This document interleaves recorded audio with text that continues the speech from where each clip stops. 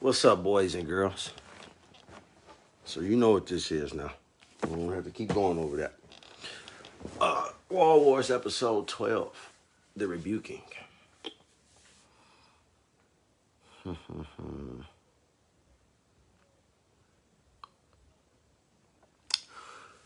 talk about a few things today. Let's get a little paper. So, we'll talk about monitoring spirits, as well as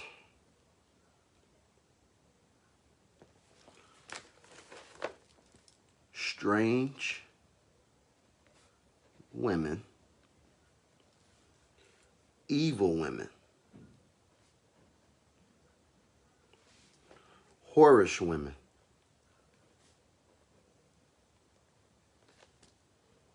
fighting women,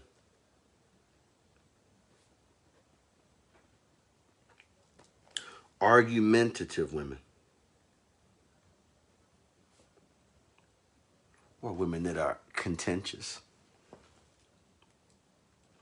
All right. So that's 1, 2, 3, 4, 5, 6. And then,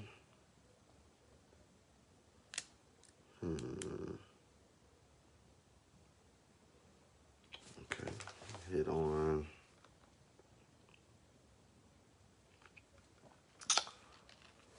Proverbs.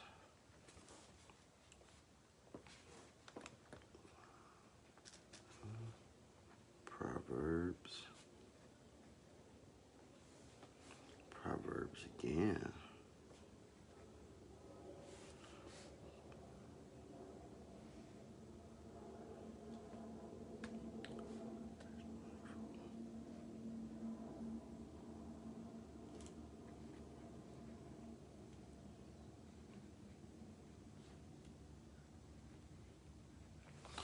All right, let's get to it. So, a monitoring spirit.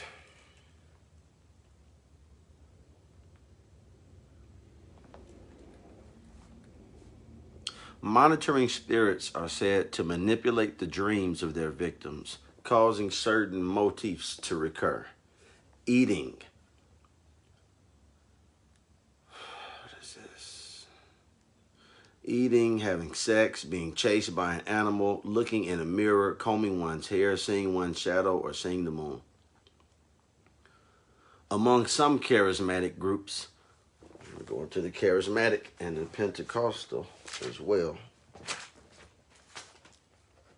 The charismatic church and the Pentecostal church. So, it's thought to be an evil spirit or demon that essentially monitors someone's behavior for the purpose of inflicting hurt or pain into that person's life. A monitoring spirit is sometimes called a masquerading spirit or a watcher. According to those who subscribe to this type of doctrine, a monitoring spirit can be sent by another demon. So a legion of demons. It can be sent by another demon, a witch, or anyone with the spiritual know-how. The spirits supposedly monitor what you do, how you do it, what you say, and who your friends are. Their purpose is to gather information to facilitate spiritual attacks, steal blessings, infect with sickness, sabotage success, and generally wreak havoc in the victim's life. Okay.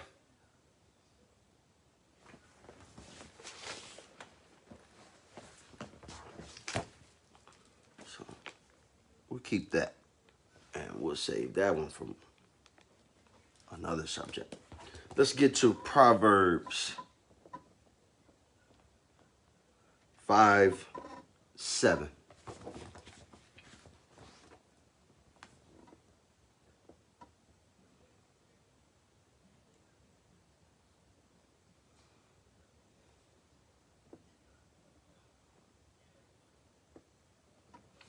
Go 7 to 10. Hear me now, therefore, O ye children, and not depart, no, and depart not from the words of my mouth. Remove thy way far from her. Remove thy way far from her. Get away from her. And come not nigh the door of her house, lest thou give thine honor unto others, and thy years unto the cruel. Lest strangers be filled with thy wealth, and thy labors be in the house of a stranger.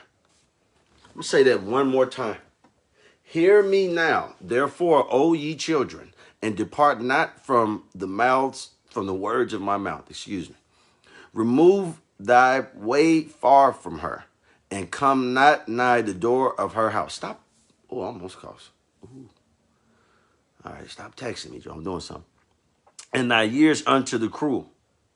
Lest strangers be filled with thy wealth, and thy labors be in the house of a stranger.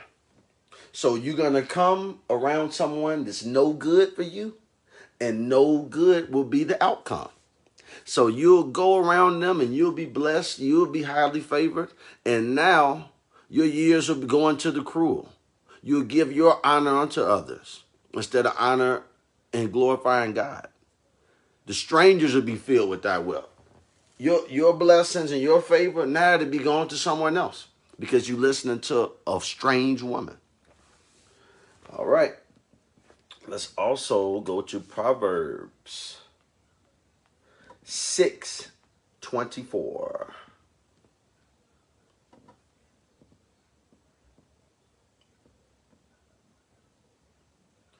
(24 to 26). To keep thee from the evil woman, from the flattery of the tongue of a strange woman. So whisper sweet nothings in your ear. And I've seen and heard before that a submissive woman can trick a dominant man into doing her deeds just by being submissive. From the flattery of the tongue of a strange woman, lust not after her beauty in thine heart. How many times have we talked about the heart? So think about this. You're talking about lust. We've already covered wrath before. I'm going to touch on the rest of them in different topics as well. Neither let her take thee with her eyelids. Don't become the apple of her eye. We went over Adam and Eve already. For by means of a whorish woman, a man is brought to a piece of bread. So you could be the biggest dog in the world out here, top wolf. Oh, you gonna mess with her with this strange whore? You go down to nothing, to crumbs. And the adulteress will hunt for the precious life. The adulteress, the whore, the woman that'll be in his room, in his room, in his room, all she's going to do is continue on. And this is taught in the red pill doctrine today in terms of hypergamy and women's hypergamous nature. So it's coming out of the good book. Now, we go to Proverbs 6:26.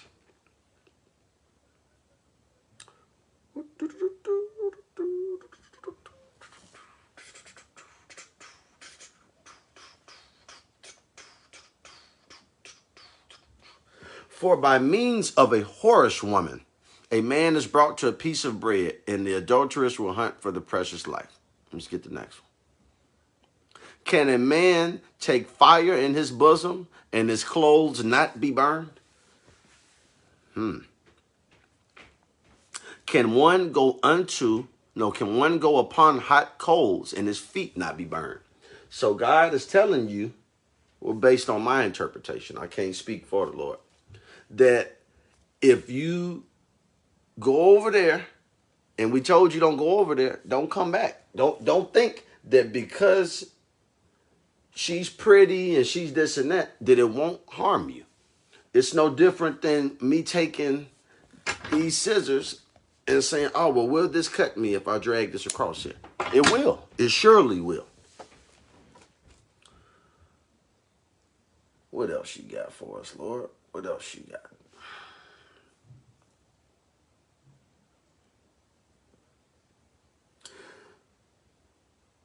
So he that goeth in to his neighbor's wife, whosoever toucheth her shall not be innocent. And that should be self-explanatory.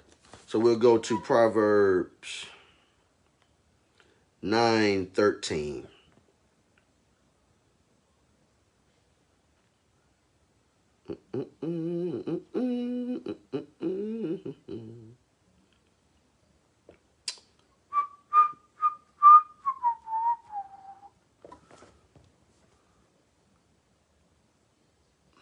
Take us one back. Proverbs.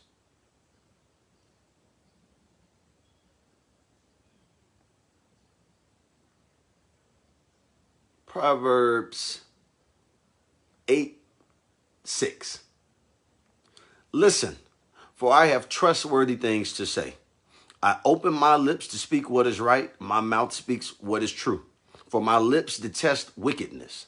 All the words of my mouth are just. None of them is crooked or perverse. To the discerning, all of them are right. They are upright to those who have found knowledge. Choose my instruction instead of silver, knowledge rather than choice gold. For wisdom is more precious than rubies. That's why they tell you knowledge is power. And knowledge plus wisdom is understanding. And nothing you can desire can compare with her. I, wisdom, dwell together with prudence. I possess knowledge and discretion. To fear the Lord is to hate evil. I hate pride and arrogance, evil behavior and perverse speech. Counsel and sound judgment are mine. I have insight. I have power. By me, kings reign and rulers issue decrees that are just. By me, princes govern and nobles all who rule on earth. I love those who love me, and those who seek me find me. With me are riches and honor, enduring wealth and prosperity. My fruit is better than fine gold. What I yield surpasses choice silver. I walk in the way of righteousness along the paths of justice, bestowing a rich inheritance on those who love me and making their treasuries full.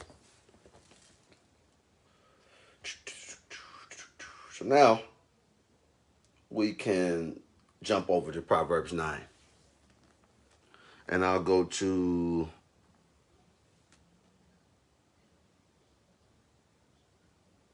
Proverbs 9:6. Leave your simple ways and you will live. Walk in the way of insight. Whoever corrects a mocker invites insults. So that's what you learned a long time ago, that just because you're saying the right thing and doing the right thing doesn't mean people will accept it. They killed Jesus, right?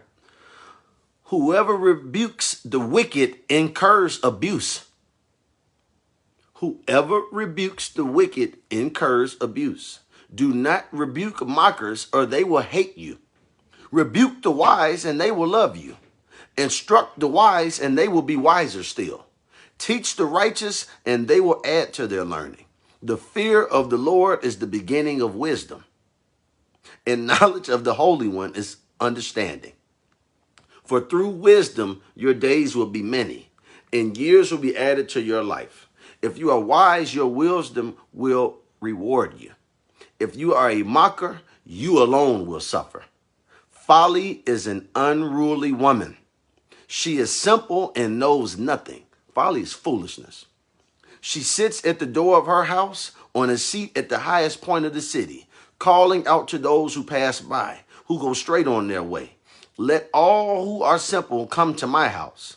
To those who have no sense, she says, stolen water is sweet. Food eaten in secret is delicious. But little do they know that the dead are there, that her guests are deep in the realm of the dead. Go to Proverbs 21:9.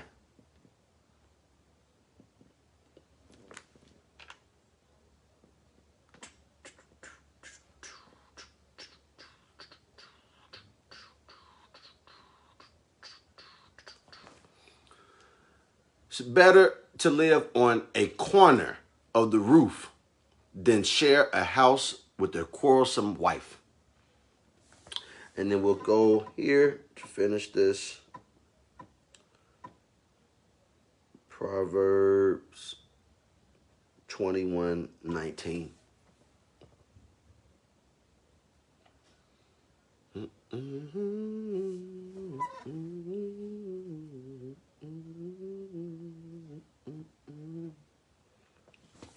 19.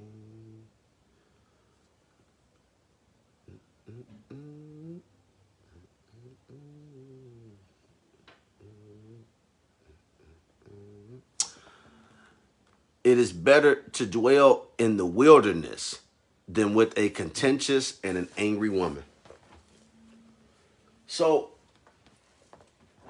I'll show you guys what Jesus thinks of anger.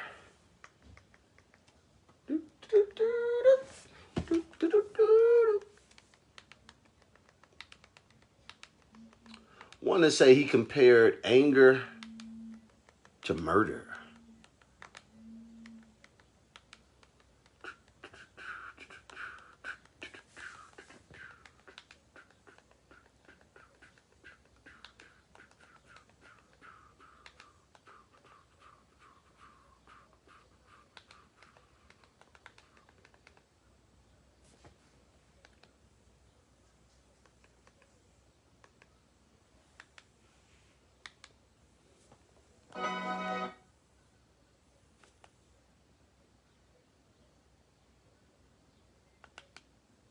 Imagine a world where everyone treats each other with dignity and respect. And when problems do arise, everyone works hard to do right by each other. In the Bible, this way of treating each other is called doing righteousness. And it sounds great, but how are we supposed to know how to always do right by others? Well, Jesus, like any Israelite teacher, believed that you can learn righteousness through studying God's wisdom that's found in the ancient scriptures, the Torah and the prophets. So studying things like the laws that God gave ancient Israel. Exactly. Jesus believed that God's wisdom... For my 9 Hebrews, the Torah, Genesis, Numbers, Leviticus, Deuteronomy.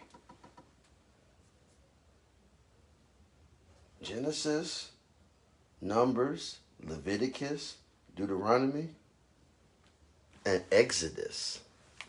Wisdom can be found within those laws if we meditate on them. Ancient laws can teach us how to do right by each other today? Yes. And let's watch how Jesus does it here in the Sermon on the Mount. So Jesus will first quote a command from the Torah, and then second, he'll reveal God's wisdom underneath the command. Okay, let's jump in. All right, he starts with a pretty intense topic, murder. Jesus begins, "You have heard that it was said to the ancients, 'You shall not commit murder.'" He's quoting from the 10 Commandments here. "And I say to you that everyone who is angry with his brother will be guilty in the court. And whoever says to his brother, 'You good for nothing,' will be guilty in the high court." Wait, so Jesus is equating anger and name-calling with murder? He got your attention, didn't he? Yeah, but obviously murdering someone is worse than just getting mad and calling someone a name. Sure, but that's not his point.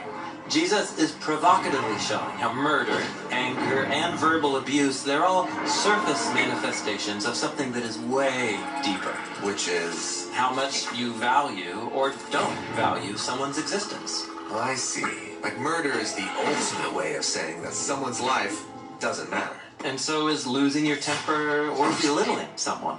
These all reveal an attitude of superiority and contempt for the life of another person.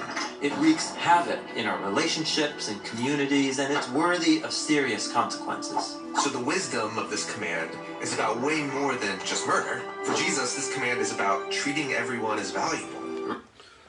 All right. I hope you learned something new from this.